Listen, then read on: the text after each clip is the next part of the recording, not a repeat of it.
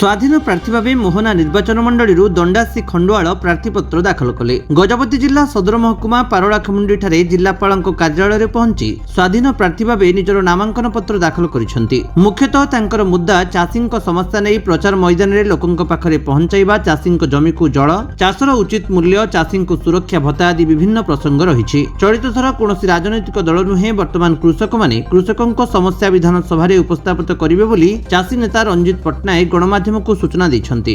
खंडुआल मोहना निर्वाचन मंडल प्रतिनिधि जेहेतु आम नवनिर्माण कृषक संघ तरफ बारंबार आम दाबी कर आसलु जे चाषी पिला को गोटे मासक सुरक्षा भत्ता 5,000 एवं बुढ़ा बुढ़ी भत्ता 3,000 बारंबार ये दाबी कला सत्वे आमर दाबी की पूर्ण कले ना। तेणुक आम भुवनेश्वर बारंबार आंदोलन करूँ।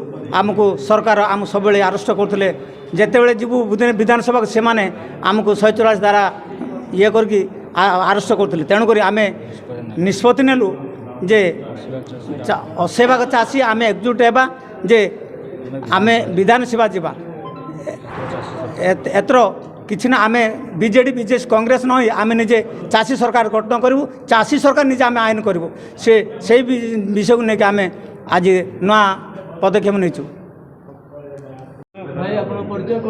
रंजित पट्टनायक नवनिर्माण कृषक संगठन गजपति जिला प्रभारी। देखो दीर्घ 14 वर्ष है आम प्राइस प्रेस्टिज पेंशन को नहीं लड़ाई कर आसलु। जो मुख्य कथा कहलु 20 वर्ष पाखु जो पिला चाष कम हाथ देव गोटे 5,000 टଙ୍କା सुरक्षा भत्ता देव। यही कथा नहीं 14 वर्ष भितर बारंबार भुवनेश्वर जावाई चाहिए। सरकार सब राजधानी आम रोकिंट राजरास्तार चल देना कि राजधानी पशे देना। जो 80 भाग चाषी आम भोट नहीं सरकार ठिया होची से सरकार आम चाषी को राजधानी पूरे दौ नहीं ताले आम निष्पत्ति नेलु आम 80 भाग चाषी आ बीजेडी बीजे कांग्रेस नई आम 80 भाग लोक प्रतिनिधि भुवनेश्वर विधानसभा पठेबू। आ सरकार को मागबूनी पेंशन आम प्रतिनिधि विधानसभा जो दिन बसीज से दिन 24 घंटा भितर चाषी मानक 5,000 पेंशन, बुढ़ा बुढ़ी भत्ता 3,000 प्रत्येक पंचायत सरकार मंडी यही कथा नहीं गोटे नुआ प्रयास जारी करचु। एथर सरकार चाषी सरकार आ बीजेडी बीजे कांग्रेस ना दरकार आम दरकार चाषी सरकार। गजपति ऋणबाला बेहेरा रिपोर्ट, विश्व विजयी न्यूज ओडिशा।